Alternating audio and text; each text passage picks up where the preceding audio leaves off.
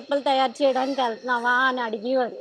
కొంచెం అంటే బాధగా కూడా ఉండేది. కానీ ఇప్పుడు ఈ స్టేజ్‌కొచ్చినాక చాలా గ్రేట్‌గా కూడా ఫీల్ అవుతున్నాను. ఈ పని వల్లే మాకి కొంచెం ఉపాధి కలుగుతుంది. పిల్లలకి గట్టా పోషించుకోగలుగుతున్నాను. అన్నీ చేసుకోగలుగుతున్నాను.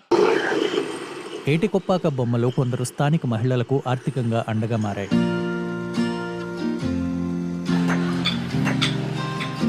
మా కాళ్ళ మీద మేము నిలబడగలుగుతున్నాం. రాకముందంటే ఏమో అంటే తినడానికి వరకే, ఏమి కొనుక్కోవడానికి అది డబ్బులు ఉండేవి కాదు. వర్క్ చేస్తున్నాం కాబట్టి ఇప్పుడు ఏదంటే పిల్లలకి ఏం కావాలితే అది కొనగలుగుతున్నాం, చదివించగలుగుతున్నాం. ప్లస్ మాకు ఏం కావాల్సినా కొనుక్కోగలుగుతున్నాం. నేను ఇంటర్ చదువుకున్నానండి. ఇంట్లో ఆర్థిక పరిస్థితులు బట్టి మాకు వీలు కాక మ్యారేజ్ చేశారు. చేశాక నేను వాలంటరీ కూడా చేశాను. తర్వాత మరి ఖాళీ అయిపోవడం వల్ల మా ఊర్లోనే మరి షెడ్లోనే పని నేర్చుకోవడానికి వచ్చాను. నేను జాయిన్ అయ్యి 1 ఇయర్ అవుతుంది. 1 ఇయర్‌లోని ఒక 1 మంత్‌లోనే పని మొత్తం నేర్చుకున్నాను. మాకు ఏదన్నా ప్రౌడ్‌గా ఉందంటే మా ఊర్లో మేము నేర్చుకోవడానికి మేము చాలా ప్రౌడ్‌గా ఫీల్ అవుతున్నాం. ఆంధ్రప్రదేశ్లోని అనకాపల్లి జిల్లా ఏటికొప్పాక గ్రామంలోని 250 కుటుంబాలకు చెందిన మహిళలు ఈ బొమ్మలు తయారు చేస్తున్నారు. బొమ్మల తయారీలో వారి నైపుణ్యాన్ని బట్టి నెలకు 7,000 నుంచి 12,000 రూపాయల వరకు సంపాదించుకుంటున్నారు. పన్ను బట్టి శాలరీ. నాకు ముందు స్టార్టింగ్ అయితే 4,000 ఉండేది. ఇప్పుడు అలాగా 7,000కి వచ్చింది. ఫస్ట్ నుంచి నేర్పుతారు, పని నేర్పుతారు, శాలరీ కూడా ఇస్తారు మాకు. ఈ పనికి శిక్షణ అవసరం. హస్తకళల అభివృద్ధి కోసం కేంద్ర, రాష్ట్ర ప్రభుత్వాలు అందించే నిధులతో స్థానిక బొమ్మల తయారీదారులు మహిళలకు శిక్షణ ఇస్తున్నారు. ఎంతో మంది మహిళలకు కూడా మేము శిక్షణ అనేది కేంద్ర హస్తకళ అభివృద్ధి సంస్థ ద్వారా, అలాగే రాష్ట్ర హస్తకళ అభివృద్ధి సంస్థ ద్వారా కూడా నేను సుమారు ఇప్పటికి 80 నుంచి 100 మందికి నేను మహిళలకు శిక్షణ ఇవ్వడం జరిగిందండి.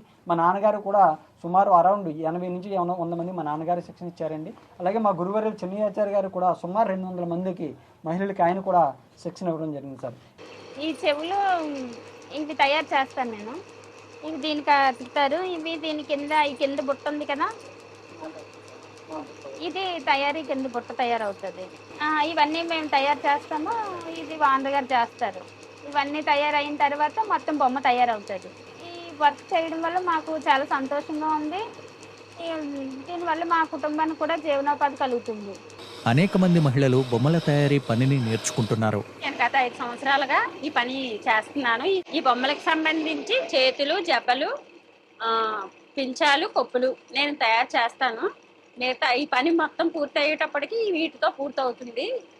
ఈ పని చేయడం వల్ల మాకు కొంత ఉపాధి కలుగుతుంది. ఈ బొమ్మల తయారీ పని పట్ల గతంలో చిన్నచూపు ఉండేది. ఇప్పుడు పరిస్థితి పూర్తిగా మారిపోయిందని ఇక్కడి మహిళలు చెప్పారు.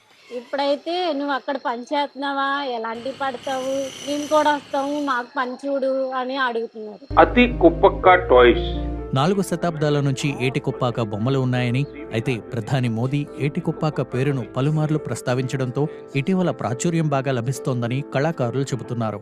400-300 సంవత్సరాల నుంచి కూడా ఏటికొప్పాకలో ఈ పని పుట్టబడ్డది ఇక్కడే.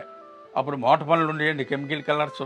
ఇప్పుడు నేచురల్ కలర్స్, మంచి మంచి పనులు వచ్చాయి. ఇప్పుడు అన్నీ కూడాను మోట పనులు ఉండేవి. డబ్బులు తక్కువ వచ్చి ఇంతంత సామాన్ తయారు చేస్తేనే కానీ ఒక 20-30 రూపాయలు వచ్చి అప్పుల్లోను. ఏడు బాబు అంచేత రాను మంచి పనులు వచ్చాయి. మా పిల్లలు బయలుదేరి ఈ పనికి కొంచెం మంచి కళ తీసుకొచ్చారు. క్లిష్టమైన బొమ్మల తయారీ నైపుణ్యాన్ని సులువుగా నేర్చుకున్నామని బొమ్మలు తయారు చేస్తున్న మహిళలు అంటున్నారు. కానీ వాటితో చేసేటప్పుడు చాలా గ్రేట్గా ఫీల్ అవుతాం. బాయ్స్ అంటే మగవాళ్ళు చేసే పని కూడా మేము చేయగలుగుతున్నాం అన్నట్టు మేము బెటర్గా ఫీల్ అవుతున్నాం. ప్రతి ఒక్కరు కూడా ఈరోజు వాళ్ళు స్వయంగా స్వహస్తాలతో తయారు చేసి బొమ్మలు సొంతంగా ఫ్యామిలీని నడుపుకోగలుగుతున్నారు సార్. అది మాకే కాదు, మా హస్తకళకు కూడా చాలా గర్వకారణమని నేను అనుకుంటున్నాను సార్. ఇంత వర్క్ చేసినా కూడా మేము ఆ బొమ్మ షేప్ తీసినాక గ్రేట్గా ఫీల్ అవుతున్నాం. ఇలాంటివి మేము పట్టగలుగుతున్నామా అని గ్రేట్గా ఫీల్ అవుతాం. మరిన్ని న్యూస్ అప్డేట్ కోసం A3 న్యూస్ ఛానల్ని సబ్స్క్రైబ్ చేసి బెల్ ఐకాన్ను ప్రెస్ చేయండి.